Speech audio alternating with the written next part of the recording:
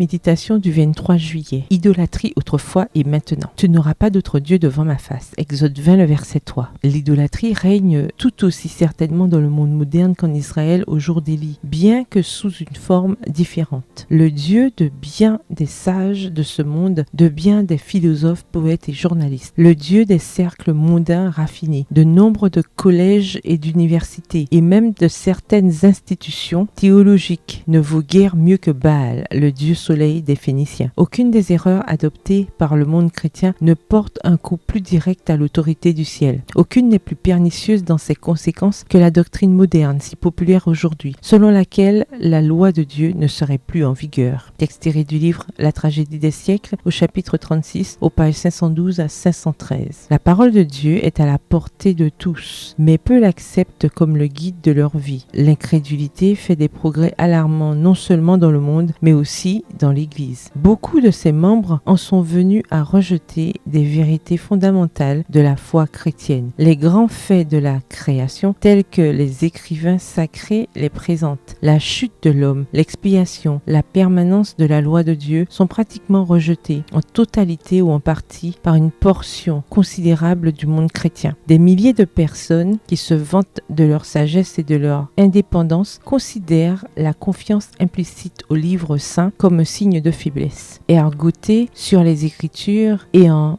éroder les vérités les plus importantes à force de les spiritualiser leur semble une marque de supériorité en connaissance. Bien des prédicateurs enseignent à leurs ouailles et bien des maîtres à leurs élèves que la loi de Dieu a été modifiée ou abrogée et que ceux qui croient qu'elle est encore en vigueur et doit être littéralement obéie ne méritent que le ridicule ou le mépris. Texte tiré toujours du livre La tragédie des siècles à la page 512. Le grand conflit final entre la vérité et l'erreur est le dernier épisode de la guerre séculaire contre la loi de Dieu. Cette bataille s'engage actuellement. Citation toujours du livre La tragédie des siècles à la page 511. Bonne soirée, que l'Éternel vous bénisse.